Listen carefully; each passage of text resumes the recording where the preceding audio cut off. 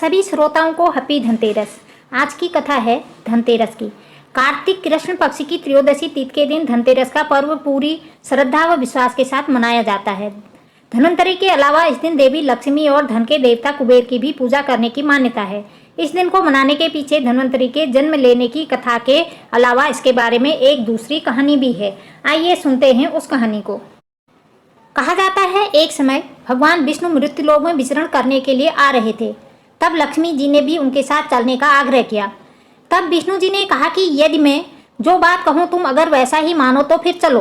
तब लक्ष्मी जी उनकी बात मान गई और भगवान विष्णु के साथ भूमंडल पर आ गई। कुछ देर बाद एक जगह पर पहुंचकर भगवान विष्णु ने लक्ष्मी जी से कहा कि जब तक मैं न आऊँ तुम यहाँ ठहरो, मैं दक्षिण दिशा की ओर जा रहा हूँ, तुम उधर मत आना।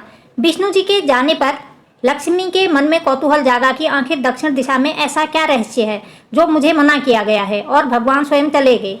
लक्ष्मी जी से रहा न गया और जैसे ही भगवान आगे बढ़े लक्ष्मी भी पीछे पीछे चल पड़ी। कुछ ही आगे जाने पर उन्हें सरसों का एक खेत दिखाई दिया जिसमें खूब फूल लगे थे। सरसों की शोभा देखकर वह मंत्रमुग्ध हो गई और फूल तोड़कर अपना श्रृंगार करने के बाद आगे बढ़ी। आगे जाने पर एक गन्ने के खेत से लक्ष्मी जी गन्ने तोड़कर रस चूसने लगी। उसी क्षण विष्णु जी आ गए और यह देख लक्ष्मी जी पर नाराज होकर उन्हें श्राप दिया कि मैंने तुम्हें इधर आने को मना किया था पर तुम न मानी और किसान की चोरी का अपराध कर बैठी। अब तुम इस अपराध के जुर्म में इस किसान की 12 वर्ष तक सेवा करो। ऐसा कहकर भगवान उन्हें छोड़कर क्षीर सागर चले गए। तब लक्ष्मी जी उस गरीब किसान के घर रहने लगी। एक दिन लक्ष्मी जी ने उस किसान की पत्नी से कहा कि तुम स्नान कर पहले मेरी बनाई गई इस देवी लक्ष्मी का पूजन करो, फिर रसोई बनाना, तब तुम जो मांगोगी मिलेगा।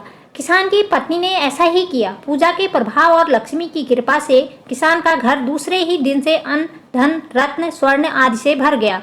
लक्ष्मी ने किसान को धन धान्य से पूर्ण कर दिया। किसान के 12 वर्ष बड़े आनंद से कट गए। फिर 12 वर्ष के बाद लक्ष्मी जी जाने के लिए तैयार हुई। विष्णु जी लक्ष्मी जी को लेने आए तो किसान ने उन्हें भेजने से इनकार कर दिया।